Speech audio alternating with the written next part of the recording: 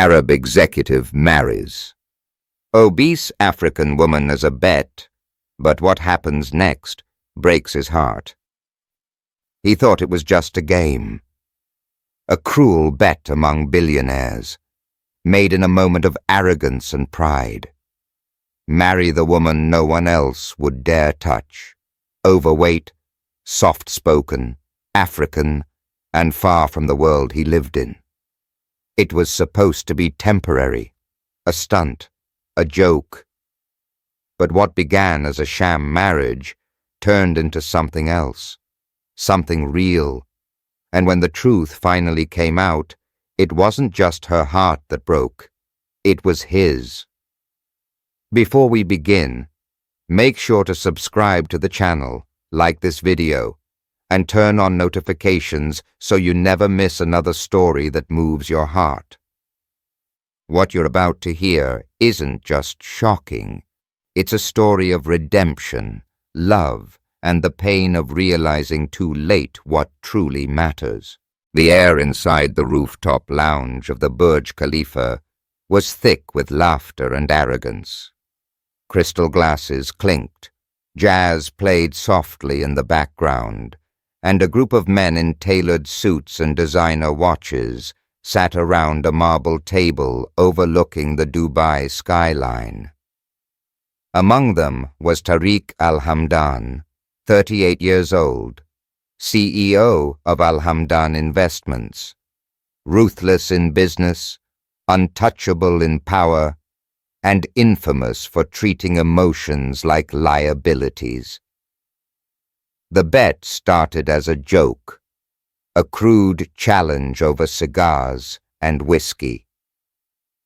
"Any man can marry a model," said Amir, one of Tariq's closest and most dangerous rivals.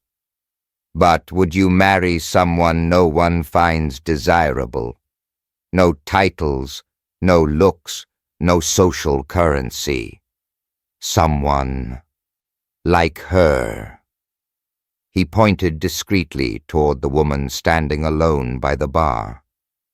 Her name was Aisha. She had soft eyes, dark skin, and wore a floral dress that hugged her full figure. She wasn't loud, nor did she demand attention.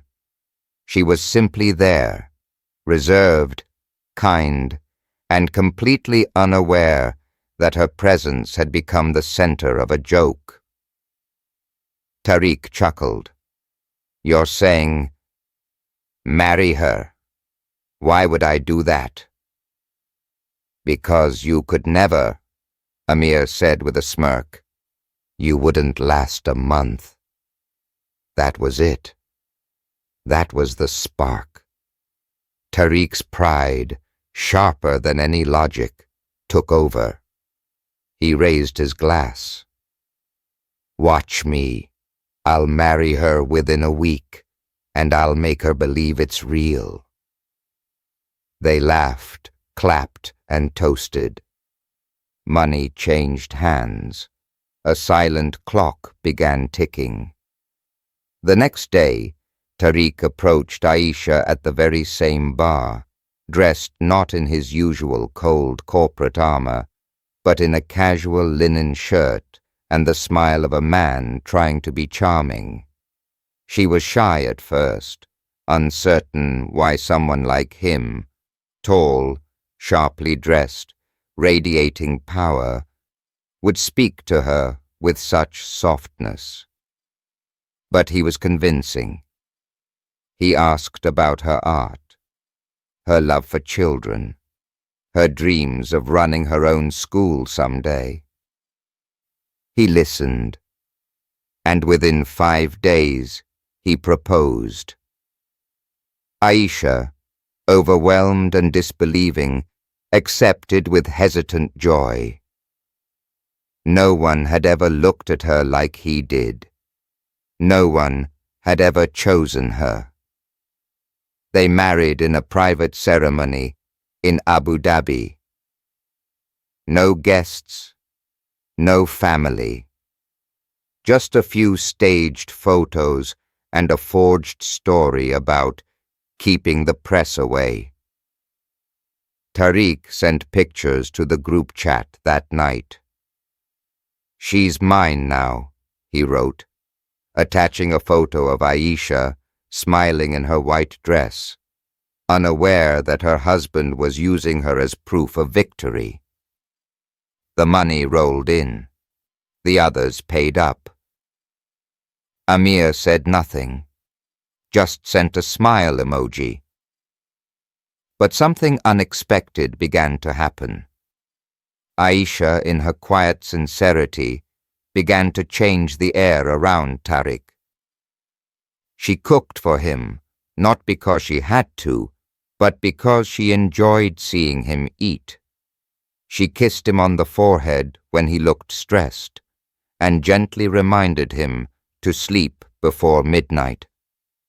She left him handwritten notes in his briefcase with prayers for his meetings. She never asked for anything, never demanded gifts or credit cards.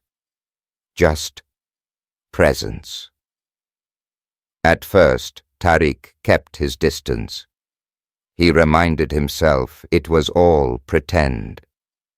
But slowly the walls began to shift. He found himself listening to her laugh more than checking stock reports. He sat on the balcony with her at night just to hear her thoughts, and for the first time in years, he slept peacefully beside someone. Not a model, not a temporary thrill, but a woman whose heart beat without agenda. He started forgetting the bet. But fate has a cruel way of reminding us of the sins we try to bury. Because 3 weeks later, Aisha found his phone open on the table, and in it, she found the group chat, the photos, the money, the words. "I'll make her believe it's real." Everything shattered. Aisha didn't scream. She didn't throw anything. She simply walked into their bedroom, packed a single suitcase, and left the apartment without saying a word. And for the first time in his life, Tariq didn't feel powerful. He felt empty and completely alone. And the silence inside Tariq's penthouse was different now. It wasn't the peaceful kind, the sort that follows a long day of meetings, or the kind that lets a man rest easy in luxury. No, this was the kind of silence that echoed, that haunted, the kind that made the sound of a ticking clock feel like thunder. She was gone. Aisha had left without a trace. No note, no tears, no final conversation. Just the image of her slippers placed neatly by the door and the faint scent of rose oil lingering in the hallway. Tariq stood motionless in the living room, still holding the phone he wished he had never left unlocked. The group chat glared back at him. Those cursed messages now felt like bloodstains. "She actually said yes? LMAO. Give her a month. She'll want your money or leave crying. Hope she doesn't crush you in bed." Every word cut deeper now. He had laughed at them once. He had felt superior. And now all he felt was shame. He looked at the couch where she used to wait for him at night, curled up with her favorite books. He remembered her humming in the kitchen, that soft tune from her village in Senegal that she sang when she missed her mother. He remembered the way she had hesitated the first time he held her hand, afraid he might let go. But he hadn't. Not then. And now she had let him go. Tariq tried calling her. Her number was disconnected. He called her best friend, but she wouldn't answer. He even drove to the small bookstore where Aisha volunteered twice a week, only to find her name removed from the schedule board and her shelf of favorite novels cleared out. It was as if she'd never been there. 3 days passed. He went to work, but only in body. His mind replayed every moment with her like a cruel movie he couldn't pause. His assistants noticed it. His board noticed it. But no one dared ask. On the 4th night, he returned to the penthouse and opened the drawer where Aisha had kept her prayer beads. They were still there, tucked carefully beside a folded note he'd never seen before. With trembling hands, he unfolded the paper. It was a letter. Tariq, I never asked for your money, or your name. All I ever wanted was for you to mean the things you said to me, and for a little while, I thought you did. I thought maybe I had found the one man in this world who saw me as enough. But I wasn't your wife. I was your trophy, your joke. I don't hate you.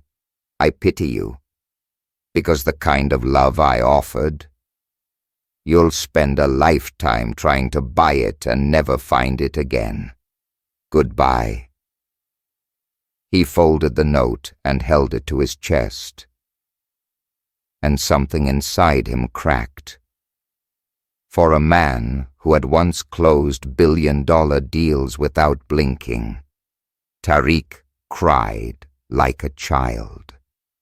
He wept for hours on the floor, surrounded by gold and marble, with no one to comfort him but his own regret. The silence grew louder than ever. That night, he didn't sleep in the master bedroom. He curled up on the small couch Aisha used to read on, and for the first time since she left, he whispered into the empty room, "I'm sorry." But the walls didn't answer. She was gone. And the bet, his greatest victory, had become the loss he would never recover from. He didn't know where she had gone. He didn't know if she would ever forgive him. But he knew one thing with terrifying clarity. He had loved her, and she had loved him, until he taught her not to. The streets of Marrakesh were a world away from the glass towers of Dubai. Here, life moved at its own rhythm. The scent of mint tea drifted from cafes. Children laughed barefoot through narrow alleys. The sun didn't reflect off chrome. It warmed the red stone of ancient walls, and in its light, Aisha found something she hadn't felt in weeks. Breath. She had rented a modest room above a flower shop owned by a widow named Samira. The bed creaked. The plumbing groaned. But no one there had ever bet on her life, her body, or her worth.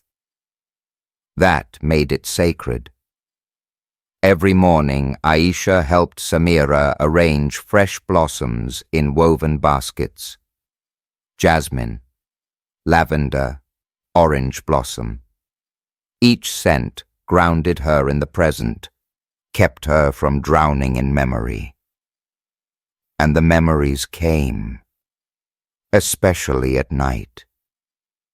She would lie awake and hear his voice in her mind. "You're the most peaceful thing in my storm." But now she knew.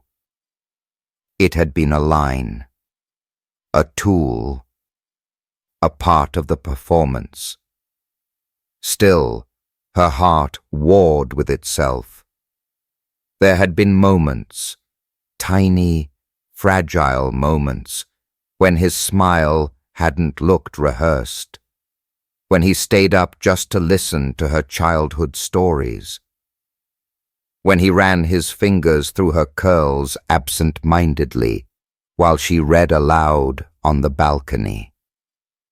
Could any of that have been real? No, she told herself. And yet, her body still ached in the places he had once held with unexpected tenderness. One afternoon, while arranging lilies, Samira sat beside her with 2 cups of tea. "You keep folding in on yourself," the old woman said gently, "like someone trying to disappear." Aisha blinked, startled by the observation. "I'm just tired." "From being loved poorly," Samira replied, sipping slowly. "I know that exhaustion. It's heavier than heartbreak." Aisha looked down at her hands, strong from work, calloused at the edges. "He said he loved me," she whispered. "But I was just a bet." Samira's eyes softened. Sometimes love begins as a lie. The question is, did it ever become the truth? Aisha said nothing. Her throat tightened, because she didn't know anymore. The next day, she received a package. No name on the envelope. Just a handwritten label. For Aisha. Inside was a small navy blue notebook, one she recognized. It had been in Tariq's drawer back in Dubai, the one she thought he used for financial notes. But as she opened it, her fingers froze. Page after page was filled with his handwriting. Entries, letters, reflections. "I told myself I'd win, but each day with her, I lost a part of the man I used to be, and I liked it. She prays for me. She touches me like I'm fragile. I haven't felt human in years. I lied at first. I married her for a bet. But now I can't imagine breathing without her near." Her hands shook. Her heart thudded. Every entry was dated. Most had been written after their marriage, after he'd started showing up for dinner, after he held her hand during thunderstorms, after she caught him watching her with that quiet, reverent look he never wore for anyone else. Tears blurred the ink. He had loved her. He had changed, and she had run before he could say it. But hadn't he deserved that? Did regret change betrayal? Could a heart heal with both truths living in it? That night, Aisha walked to the rooftop of the flower shop and looked out over the glowing city. She remembered the way Tariq had once kissed her hands before sleep, the way he slowed down around her, the way he never laughed at her when she said she wanted to open a school for little girls with no money and too much hope. 1,000 voices argued in her chest, but only one rose above the rest. He broke me, but I think he also loved me.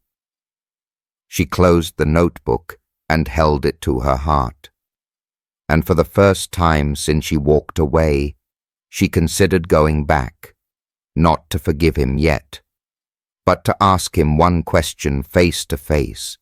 Was any of it real? Back in Dubai, Tariq al-Hamdan was unraveling. The penthouse that once symbolized control now echoed with loneliness. The windows remained shuttered.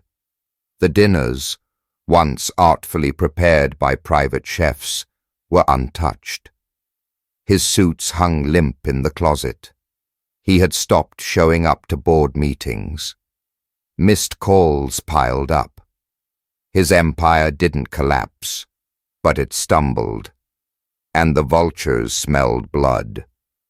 Amir, the same man who dared him into the bet, had started circling. Tariq knew it. He saw the whispers at investor meetings, the shifting loyalties, the tightening smiles. "You've gone soft," someone said behind closed doors. "Ever since her." What none of them understood was that Tariq didn't care. Not about the empire, not about the millions, not about his reputation. He only cared about the woman who had walked away from him with more strength than any man he'd ever known. Aisha had exposed the emptiness of his world with nothing more than presence. And now that she was gone, that world felt like a cage. He spent his days reading the notes she had left behind in his briefcase. Pages of affirmations and dreams. Her voice echoed in his mind every time he passed the kitchen where she used to hum. Her favorite coffee mug still sat in the sink, unwashed, untouched. He hadn't moved it. He couldn't. Every morning, he woke up hoping for a knock on the door, a call, a sign, but none came. Until the envelope. A small white envelope slipped beneath his door late one evening. No return address, no markings, just his name, written in careful looping letters. Inside was a photo. Aisha, standing in front of a school in Marrakesh. A banner above her read, "Future Blossoms, Girls' Learning Center."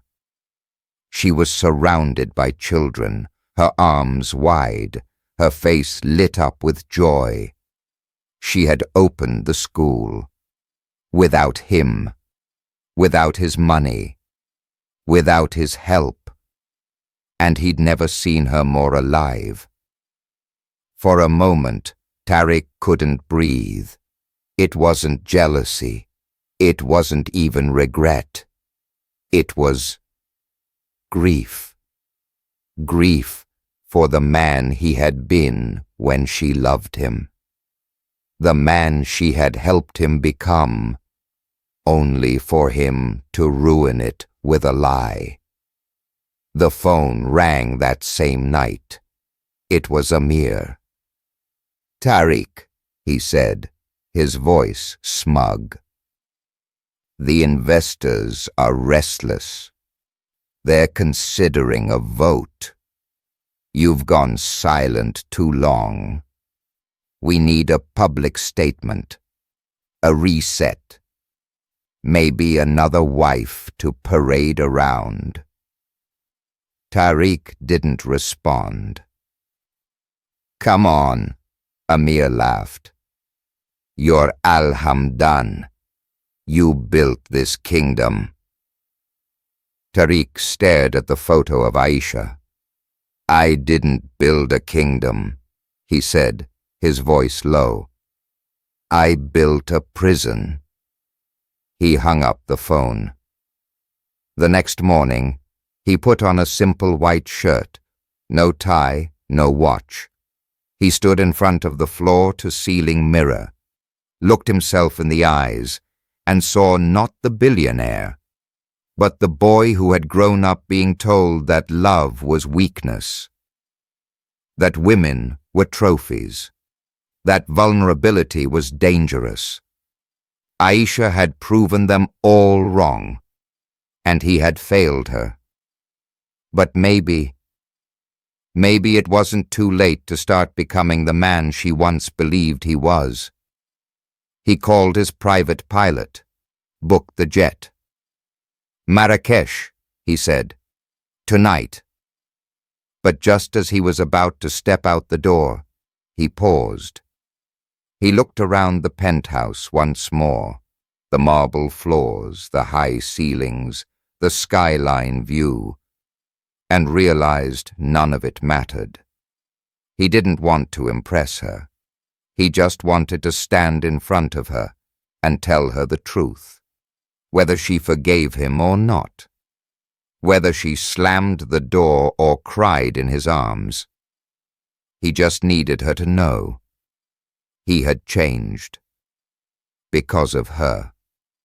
He boarded the plane that night, carrying only one thing with him: the blue notebook filled with every word he had written about her. It was time to return it and let her read it for herself. The jet touched down just after sunrise. The air in Marrakesh was warm, dry, and laced with the scent of spices and dust. It was the opposite of Dubai's polished, manicured world. And yet, standing on the tarmac, Tariq felt something unexpected: peace. He had come without his entourage. No assistant, no bodyguard, no driver. Just a worn satchel slung over his shoulder and the blue notebook inside it. The driver he'd hired from the airport was an old man with a crooked smile. As they weaved through the narrow streets, Tariq watched the world outside blur past. Vendors shouting, children running, women in colorful scarves bargaining with ease and laughter.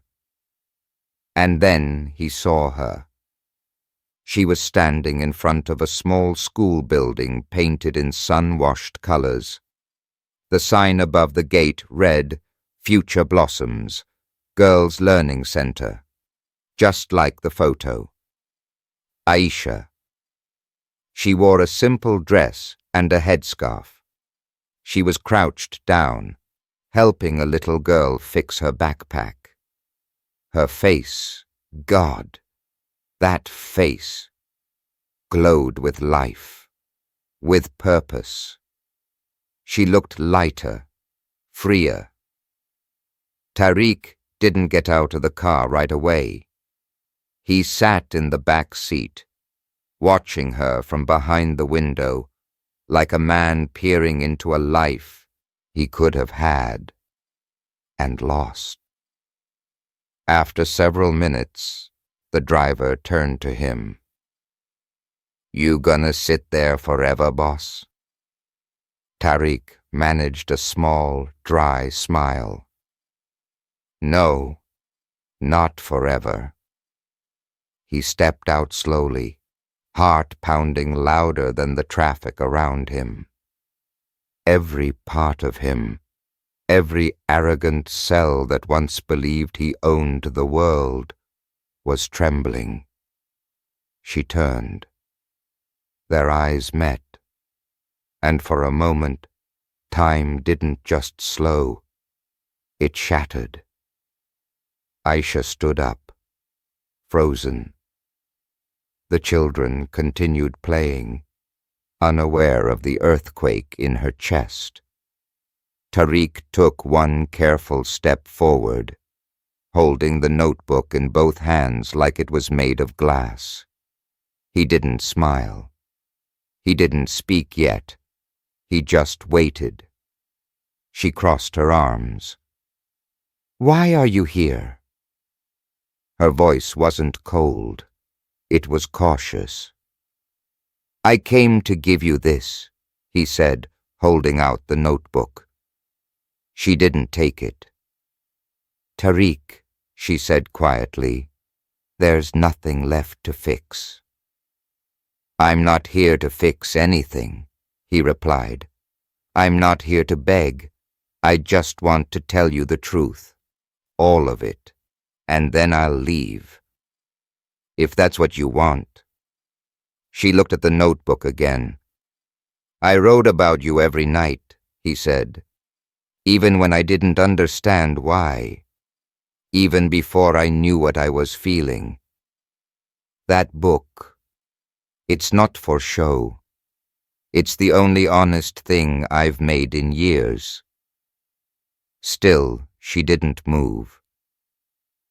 "I was raised to think love was weakness, that showing affection made a man soft.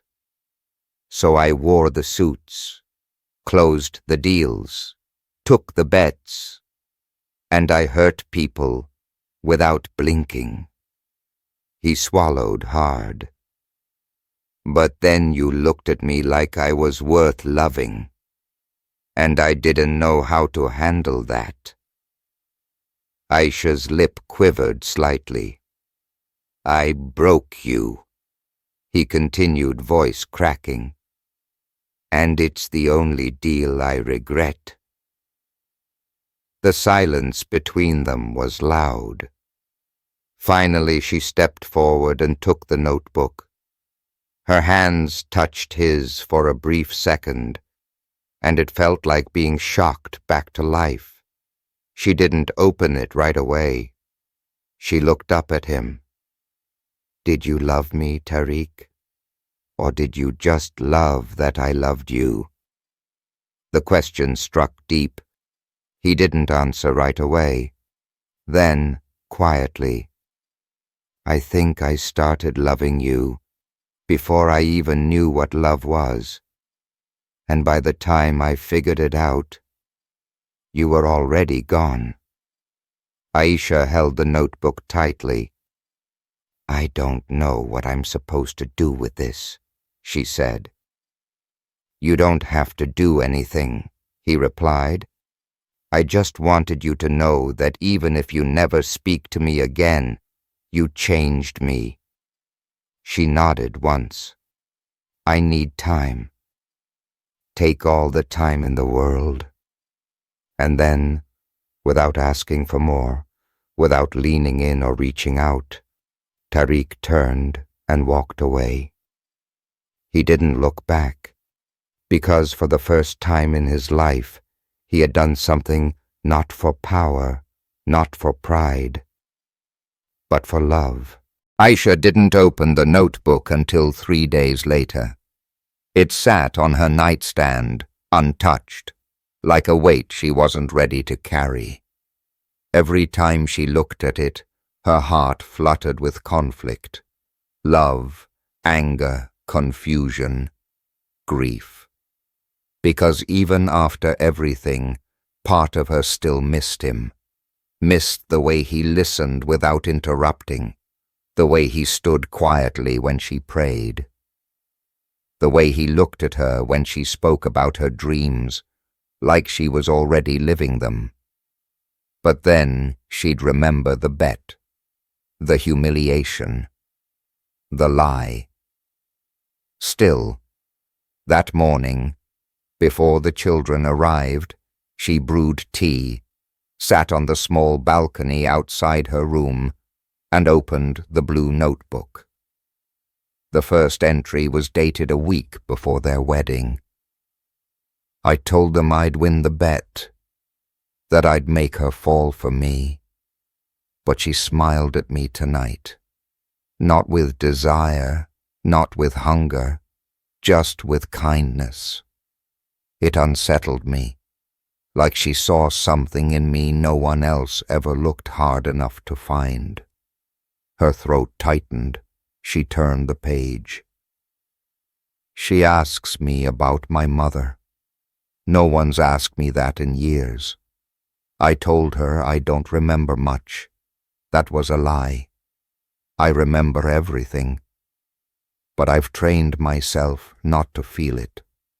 And now, here's this woman with gentle hands stirring ghosts I buried decades ago." Page after page, his mask unraveled. Every fear, every moment of awe, every flicker of guilt. She laughs in her sleep. Who does that? It's like she trusts the world to protect her. Or maybe she trusts me. God help me. I don't deserve it.